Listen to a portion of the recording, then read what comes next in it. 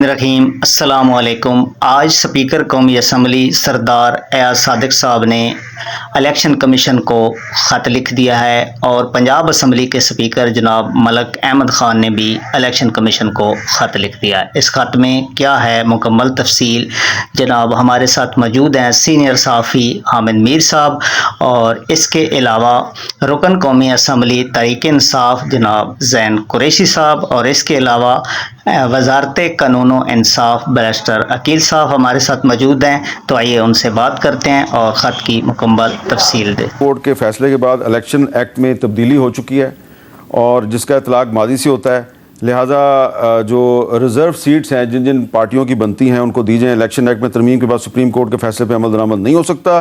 तरमीमी election act के तहत किसी सियासी जमात में शामिल होने वाला आज़ाद रुकन अब पार्टी तब्दील नहीं कर सकता। तरमीम शुदा इलेक्शन एक्ट का इतलाक़ 2017 से किया गया है। तरमीम शुदा इलेक्शन एक्ट पर अमल दरामद इलेक्शन कमीशन की आइनी और कानूनी जिम्मेदारी है। आपकी तवज्जो के लिए इलेक्शन एक्ट इस वक्त नाफिजुल अमल है।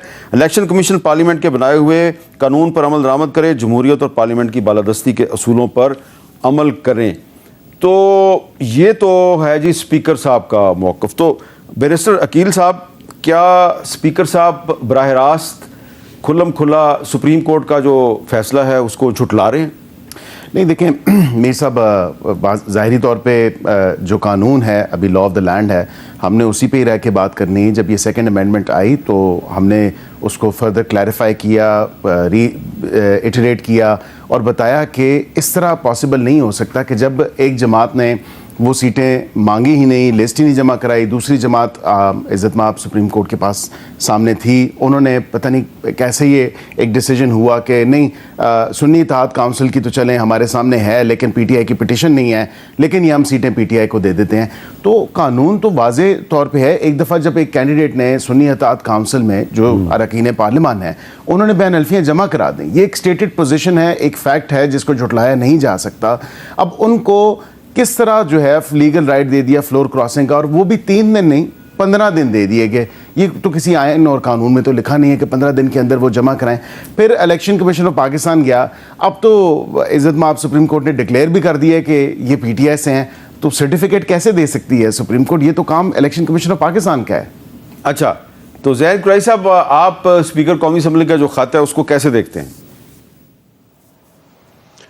हामिद मीर साहब, देखिए इसमें कोई दो राय नहीं है कि हुकूमत ने पहले तो भोंडे तरीके से ये लेजिस्लेशन पास करने की कोशिश की। मौलाना फजल रहमान को ये कोर्ट नहीं कर सके, इनके नंबर पूरे नहीं हुए। ये अब दूसरा तरीका है अपना गोल्डन नंबर पूरा करने का और रिजर्व सीट्स के थ्रू करने का, लेकिन ऐसे नहीं हो सकता। देखें 8 जजेस ने अपना क्लैरिफिकेशन दे दिया उसके ऊपर और उन्होंने कह दिया कि जो 41 मेंबर हैं वो पाकिस्तान तहरीक इंसाफ का हिस्सा है। पाकिस्तान तहरीक इंसाफ का डे 1 से स्टेटेड पोजीशन रही है कि ये रिजर्व सीट्स जो हैं ये प्रोपोर्शनल रिप्रेजेंटेशन के जरिए मिलती हैं और 8 फरवरी को आग का दरिया अबूर करके इमरान खान के नाम पर हमें वोट पड़ा। उस पड़े हुए वोट की वजह से हमें ये रिजर्व सीट्स मिली। इन रिजर्व सीट्स का बंदरबांट किसी और जमात में नहीं हो सकता। ये कल भी पाकिस्तान तहरीक इंसाफ की सीटें थी, ये आज भी तहरीक इंसाफ की सीटें हैं। और जब सुप्रीम कोर्ट ऑफ पाकिस्तान ने पार्लियामेंट्री पार्टी भी तस्लीम कर लिया तहरीक इंसाफ को और 39 मेंबर्स पहले और 41 मेंबर्स अब सबको पाकिस्तान तहरीक इंसाफ कर दिया, तो ये सीटें पाकिस्तान तहरीक इंसाफ की और तहरीक इंसाफ को मिलनी चाहिए। हुकूमत का नंबर वहां से पूरा ना हुआ तो हुकूमत ने अब एक और भोंडा तरीका इस्तेमाल किया अपना नंबर पूरा करने के लिए ताकि अपनी 26वीं आईनी तरमीम पूरी कर सकें। जी, इस पे अब अकील मलिक साहब, ये ऐसा लग रहा है कि ज़ैन कुरैशी साहब के ख्याल में जब 26वीं आईनी तरमीम जो है वो मंजूर नहीं कराई जा सकी तो उसके बाद ये स्पीकर साहब के ख़त के ज़रिए अपना मसला आप हल करने की कोशिश कर रहे हैं? नहीं, मेरे साहब कतन नहीं। देखें, अगर हमें वाक़तन 26वीं आइनी तरमीम अगर पास करवानी होती तो जब इन अरकान पार्लियामेंट ने अपने हल्फ लिए थे तो हो सकता है उसके 10-15 दिन बाद ही हम वो आइनी तरमीम ले आते।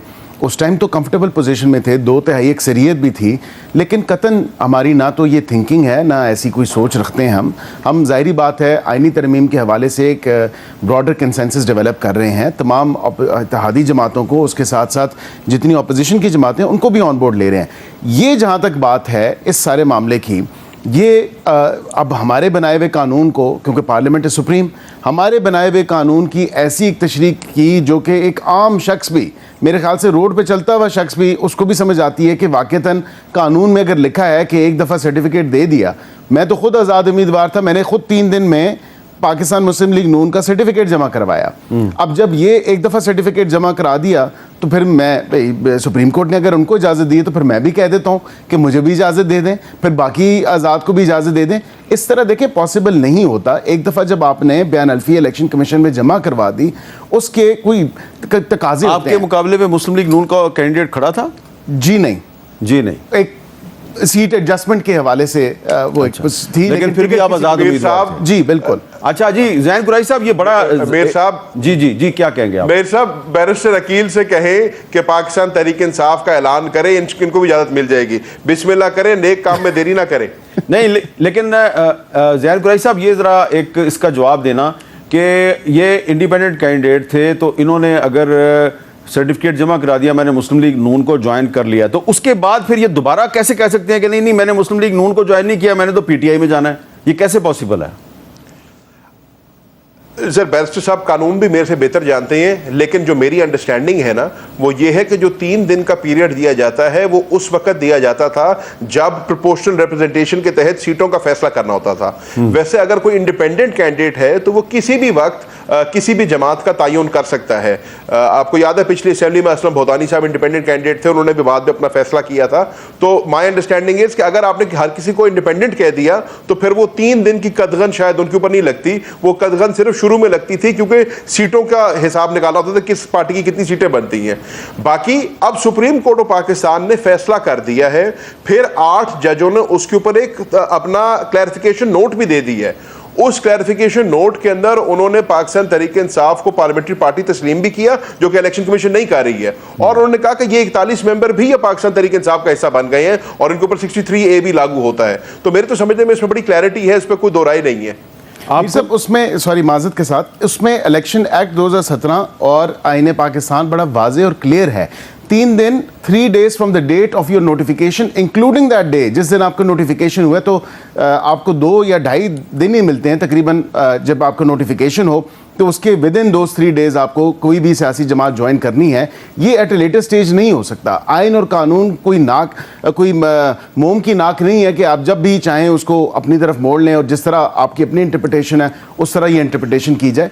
आइन और कानून वाजे है, और अगर कोई अभाम रहता भी था तो दूसरी तरमीम से हमने उसको वाजे तौर पे बता दिया कि ये इस तरह नहीं हो सकता। हमारा बनाया हुआ कानून जो है वो वाजे तौर पे लिखा है कि 3 दिन के अंदर आपने करना है, और दोबारा एक दफ़ा आपने कर दिया तो दोबारा आपको चांस नहीं मिल सकता। अच्छा, आपको ये नहीं लग रहा कि ये जो अब स्पीकर, इसका जवाब मीर साहब, इसका जवाब ये है, फिर मीर साहब मैं अर्ज करूं जी जी सर, इसका जवाब ये है कि अल्लाह का शुक्र है कि इनकी 26वीं आईनी तरमीम अभी तक नहीं आई। इस मुल्क का एपेक्स कोर्ट अभी भी सुप्रीम कोर्ट ऑफ पाकिस्तान है और आईनी मामलात की तशरीह अभी भी सुप्रीम कोर्ट ने करनी है। अगर इनको कोई इससे मसला है तो ये चैलेंज करें इसको कोर्ट में जाके, कहें कि सुप्रीम कोर्ट ने जो फैसला किया वो गलत किया है। रिव्यू पेंडिंग है, डिटेल्ड ऑर्डर भी नहीं आया, स्पीकर साहब ऑर्डर नहीं आया सर। तो मैं ये बड़ा वैलिड पॉइंट है कि ये मामला सुप्रीम कोर्ट में सब जुडिस है। तो फिर स्पीकर साहब को क्यों ये जरूरत पेश आई कि वो खत लिखना शुरू करते हैं इलेक्शन कमीशन को और उनसे कहें कि इसका फैसला किया जाए। यहां पे ये बात करते हैं ब्रॉडर कंसेंसस की कि जी हम कंसेंसस पूरा करने की कोशिश कर रहे हैं, लेकिन उस ब्रॉडर कंसेंसस में फिर ये पाकिस्तान तहरीक इंसाफ के मैंडेट पर डाका डालने की कोशिश कर रहे हैं। ये हमारी सीटें हैं या आईनी कानूनी इखलाकी तौर पर हमें मिलनी चाहिए। अच्छा, इसमें अकील मलिक साहब ये एक पॉइंट लग रहा है मुझे बड़ा वैलिड है कि अगर स्पीकर कौमी असम्बली एक ऐसा ख़त लिख रहे हैं जिस पे कि ये तासुर मिल रहा है कि अब स्पीकर कौमी असम्बली और सुप्रीम कोर्ट की बराह रास्त एक मुहाजरे की कैफियत पैदा हो गई है, तो इसमें फिर मौलाना फजलुर रहमान जो है वो स्पीकर या हुकूमत के साथ तो खड़े नहीं होंगे? नहीं, मेरे ख्याल से देखें, मौलाना साहब से हमारी गुफ्तगू जारी है। हम उनको कायल कर रहे हैं, उनकी जो रिजर्वेशंस हैं उनको भी एड्रेस कर रहे हैं, उनकी जो सजेशंस हैं वो हम वर्किंग पेपर में उसको भी रिफ्लेक्ट कर रहे हैं, इनकॉर्पोरेट कर रहे हैं।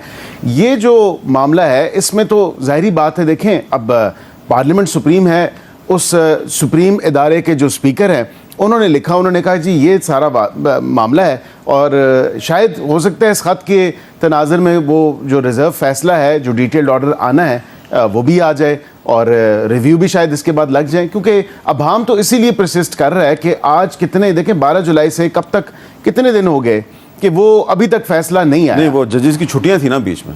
सर छुट्टियां तो फिर देखें, छुट्टियों में फिर हफ्ते वाले दिन भी अदालत लग जाती है और अदालत लगे बगैर जो है वो ऑर्डर भी आ जाते हैं। अभी पिछले हफ्ते को आपने देखा कि हफ्ते वाले दिन एक ऑर्डर अनाउंस हुआ, मतलब ना कॉज लिस्ट लगी, ना उसकी कोई किसी को नोटिस जारी हुआ, ना कोई और मामला हुआ और अदालत का एक ऑर्डर आ गया।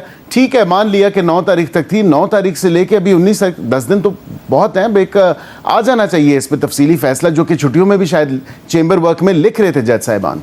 जैन साहब, आप नहीं समझते कि अब सुप्रीम कोर्ट का जो फुल बेंच का फैसला है वो आ जाना चाहिए? काफ़ी दिन गुजर गए। सर जी, जहां तक तो छुट्टियों की बात है तो वो तो इतवार वाले दिन ये कौमी असेंबली का इजलास भी बुला लेते हैं, लेकिन मेरा बैरिस्टर अकील साहब से एक बड़ा मासूमाना सवाल है, जहां मुल्क के अंदर इतना बड़ा कॉन्स्टिट्यूशनल क्राइसिस बना हुआ है, जहां आप अपनी इजलास बुलाने के बावजूद भी अमेंडमेंट पास नहीं करा सके और मौलाना साहब को आप मनाने में लगे हुए हैं, क्या इस खत की टाइमिंग जो है उससे शक व शुबा नहीं पैदा होता? क्या जल्दी थी स्पीकर साहब को अभी ये खत लिखने की और रिजर्व सीट्स का फौरी फैसला कराने की? पहले जो एक पेंडिंग इशू मुल्क में चल रहा है उसको तो पूरा कर लेते। सो जहां तक फैसले की बात है वो सुप्रीम कोर्ट का इख्तियार है, सुप्रीम कोर्ट अपना फैसला सुनाना है। मेरे समझने में हुकूमत ने उजलत का फैसला किया है, जल्दबाजी का फैसला किया है और इनको इंतजार करना चाहिए था सुप्रीम कोर्ट के फैसले का। जी, आप इसका क्या जवाब? जी, मैं मीर साहब बिल्कुल, मेरे ख्याल से शक व शुबहात तो फिर इस बात पे भी आते हैं कि मैंने एक प्रोग्राम में कह दिया कि ये 41 लोग आज़ाद हैं, ना ये ज़मीन पे है ना आसमान पे है, ये हवा में है। फिर उसके बाद हफ्ते वाले दिन एक फ़ैसला भी आ गया और वो भी लगता तो यही है, उजलत में आया है।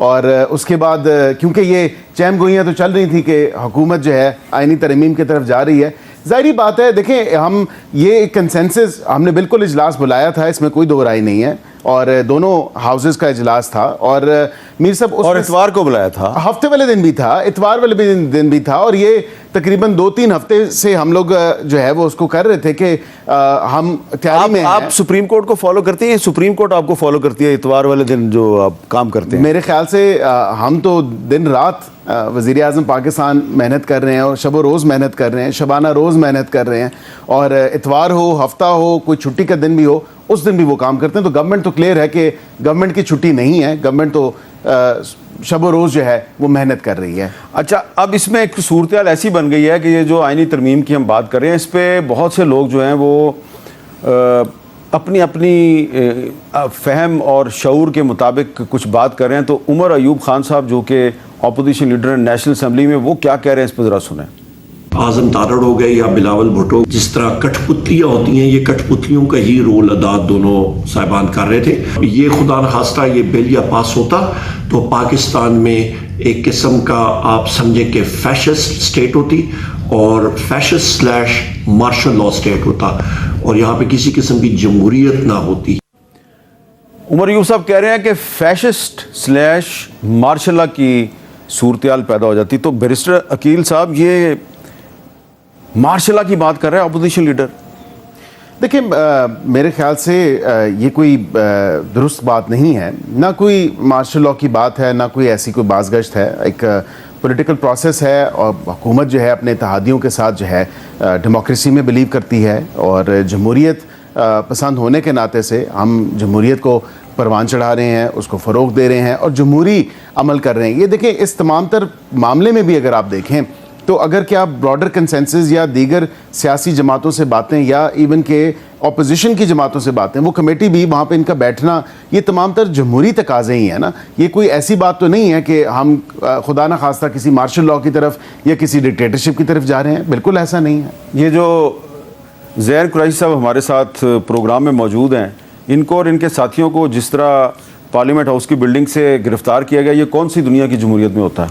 मैंने सबसे पहले मीर साहब, हुकूमत से अगर किसी ने पहले की है इस चीज़ को कंडेम, तो मैंने सबसे पहले कंडेम किया था, और जैन साहब आपको बिल्कुल इस चीज़ की गवाही भी देंगे कि ये कोई तरीका नहीं है। लेकिन इसके साथ साथ मैंने ये भी कहा था कि हमारा देखें, इन मुअज़्ज़ज़ अरकान पार्लियामान का इस्तिकाक अगर मजरू हुआ है, और ये कोई तरीका नहीं है कि किसी को पार्लियामेंट के अंदर से गिरफ्तार करना, या इवन के मैं तो इसके भी खिलाफ था कि पार्लियामेंट के दरवाजे के बाहर से गिरफ्तार करना, उन गेट्स के बाहर से गिरफ्तार करना।